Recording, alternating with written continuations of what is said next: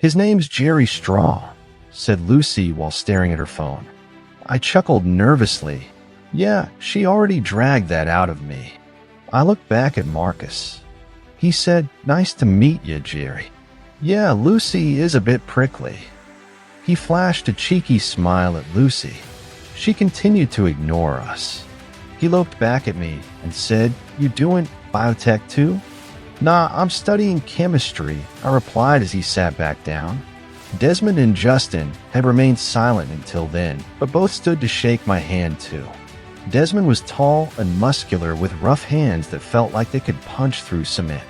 Justin was lanky and had long messy hair. He held a freshly rolled joint in his hand. "Care to join?" he said with a smug grin. Sure, why not?" I replied.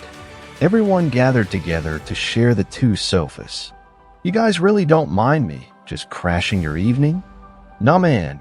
How many days do you meet a genuine telepath? Besides, we've all had hard times because, differences." "We're happy to help out a fellow freak," said Justin. With a flick of a Zippo lighter, the joint was lit. We proceeded to chat and smoke. Then we ordered some pizza. Then cold beers from the fridge were brought out. Before I knew it, we were blasted out of our minds, eating pizza and playing Crash Bandicoot in turns. It was the most fun I'd had in years. I never felt so comfortable around a group of people I hardly knew. It was refreshing to hang out with people I could not read. We spent most of the time talking about our abilities. I told them all about my upbringing, about some of my more remarkable stories, things I'd never been able to share before. It was so freeing. In turn, I learned a lot about them. Lucy can reach inside minds and control them. Eleanor and Marcus both have visions of the future. Desmond can create illusions in people's minds. And Justin can commune with the spirits of the dead. I was especially excited by this. It was in the wee hours of the morning. Lucy sat leaning against Marcus on the other couch, listening to something on her phone. Meanwhile, Justin, Eleanor, Desmond, Marcus, and I chatted. I can believe all kinds of psychic stuff, but talking to the dead, that would mean that there's an afterlife. Maybe even a God. And I don't know about that, I said as I leant forward. My head was swimming, and I felt sick. I had stopped drinking alcohol and sipped some water. Justin downed his beer and replied, "Well, I can do it. Doesn't matter to me what you believe. I'm not saying there is an afterlife or a God. All I know is that when people die, especially if it's painful, their thoughts and feelings are imprinted in the space around them. Are they actual souls? Or ghosts? No idea." Justin was different. Unlike the others, when I pressed hard enough on his mind, I could see a tiny spark hidden in the depths. It felt less hollow, more smothered than empty. It's hard to describe. I took a long sip of water and asked something I'd been wondering since I first walked in. How long have you guys been friends? And how did you guys all end up out here? I noticed Marcus glance nervously at the others. There was a strange moment when no one took a breath. I said something offensive? Well, it's a bit of a long story. We're all from the same area. You see, growing up, we each felt alone. Then, Justin can explain. Marcus finished and sipped on his beer. Justin spoke. To try and make a long story short, sometimes when I meditate and concentrate really hard, I can sense other psychics around me. A couple of years ago, I was having a rough time. I didn't want to be alone anymore. So I reached out. I found Marcus first, then the others one by one. That's the reason we know each other. We've been friends ever since. That's why we were more than happy to accept you into our ranks. Having a mind reader on our team certainly can't hurt, he laughed. We may have been lucky enough to all get into Edinburgh Uni, but we weren't all able to get into the same accommodation. As you can probably understand, once you become friends with other freaks, hanging out with regular people just ain't the same. We really wanted to live together. Thankfully, my dad is loaded and he owns this house. Justin spread his arms wide and he gestured at the peeling walls. So we're all renting it out together from him. It's a bit run down, but it's affordable. Even though everything they'd said sounded plausible, it was the way they had talked which made me suspicious. It was the first time I felt like they were hiding something from me. The way they'd all glanced at each other in supernatural synchronicity. I hated that all I could do was guess. I would normally always know. But I guess this is what it must be like to be non-telepath. I decided to let it go. You guys are so lucky. I continued, trying to change the subject. I'd have loved to meet you all sooner. My studies were going well. My mood had never been better. I continued to go to lectures and practical classes. But now, at least twice a week, I would meet with my new friends. It would usually be Marcus, Desmond, Eleanor, and me.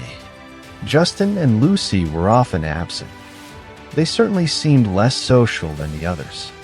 Nevertheless, I grew to know each of them eventually. Marcus was my favorite. He studied biotechnology and really liked hiking. Eleanor was introverted but very aware. Desmond was a rugby player, a prop of large size and immense strength. Justin was drunk or stoned most of the time. He was a bit obnoxious but was also easygoing and quick to laugh. Lucy was an oddity. She hardly ever contributed to the conversation. In fact, the only time I'd heard her say multiple sentences to me was when she had interrogated me. Despite Lucy's contemptuous behavior, I loved my new friends. The last month had been the best of my life. I'd never known such true peerage.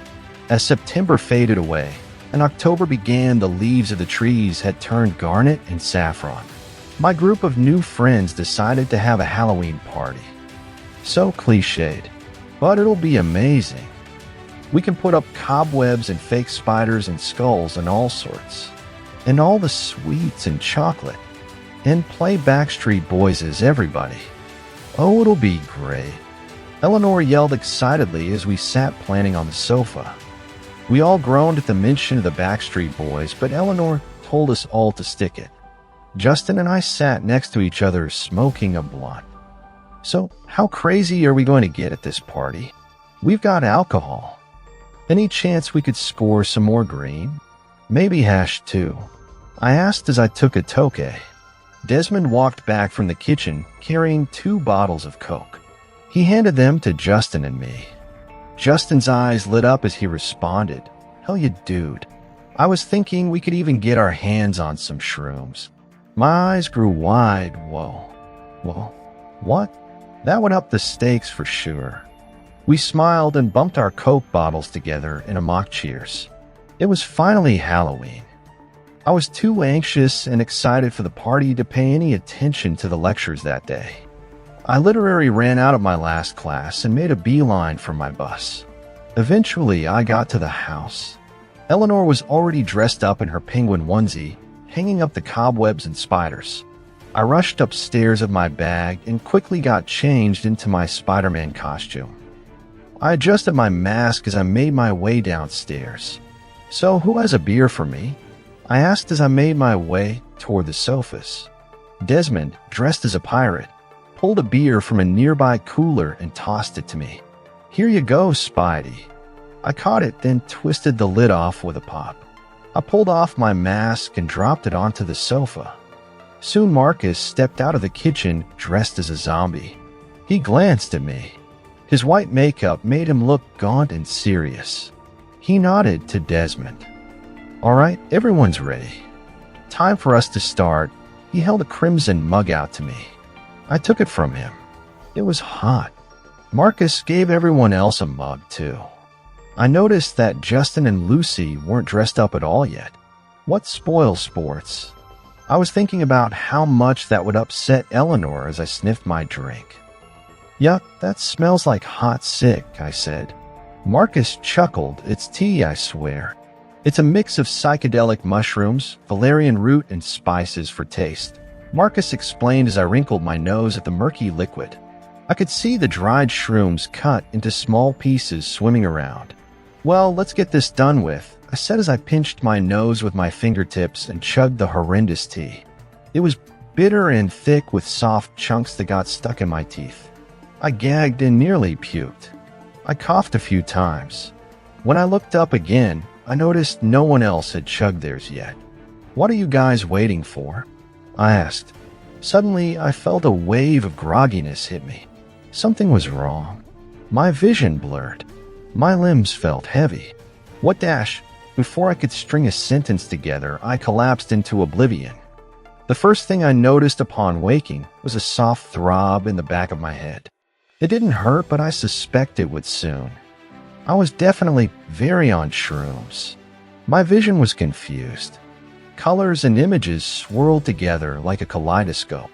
I thought I could hear distant music playing. A cello? A flute? I couldn't hear it clearly. I could also hear a chant. This was louder. It came from the 5 figures sitting around me. I tried to move my hands and legs. They were held in place by something. I was very confused. Where was I? How long had I been here? I looked at my arms. They were stretched out behind me, tied to the floor. My legs were similarly tied so that I resembled a starfish. What? My voice was croaky. My limbs felt full of cement. My tongue could barely move. I was still in my costume. "He's awake," I heard someone say. It sounded like Eleanor. My vision swam, but I could make out the silhouettes of 5 people surrounding me, each one kneeling at my hands, feet, and head. Suddenly, I heard a murmuring of several voices. I soon realized these were the thoughts of my friends. I could hear them. Finally. At first, they sounded distant, indistinct, but they quickly became clear, like tuning into the right frequency on a radio. A chill ran down my spine. They didn't sound anything like the people I knew. They sounded monstrous. I never heard such voices. Their voices were deep and raspy and awful. "He hears us. He knows. Hold him fast." All their thoughts whirled together. They were all one mind thinking in sync. Oh my God. They didn't have separate minds at all. My heart raced, and I began to pull hard at my restraints. Before I knew it, I felt cold hands clamp down on my limbs, and with an unbelievable strength held me tight like a vice. I was helpless. Trapped. What the hell was going on? Maybe I was just tripping really hard. But as I gazed up at the faces of my friends, I knew I was not hallucinating. Their eyes no longer had any trace of humanity. They looked down at me cold and cruel. Empty alien stares. "Continue the call," I heard them think in unison. The room started to come more into view. I was in Marcus's bedroom. It was dark save for what seemed to be dozens of floating candles. The figures began chanting out loud again. Suddenly, there was a noise like a peal of thunder. The sound of the unidentifiable string and woodwind instruments grew louder. As I looked at my feet, and the wall beyond a bright light exploded before my eyes. This point of light swelled larger and larger. This bright white scar in reality stared into me. I could hear trillions of voices pulsating within, all bellowing in agony. I could hear the voices of Eleanor and Lucy, of Marcus and Desmond. But I also heard the cries of inhuman things, souls of people and things not of Earth nor the Milky Way galaxy. I heard the lives and words of things and places from far-off civilizations, distant planets, entire cultures that had been sucked into this abomination.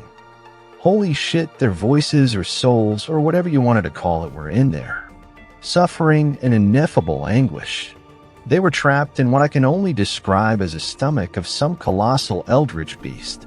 It was like a massive intestine, with powerful muscular walls that stretched and squeezed those trapped souls together. My claustrophobia triggered. I began to panic. They were all trapped and suffocating, being mushed together into a single pulpy mind. That's how they'd appeared, so normal, so like real people. My friends' true minds were held prisoner, absorbed by this giant stomach. It knew their every crevice, Their every dream and desire and nightmare and hope. Everything.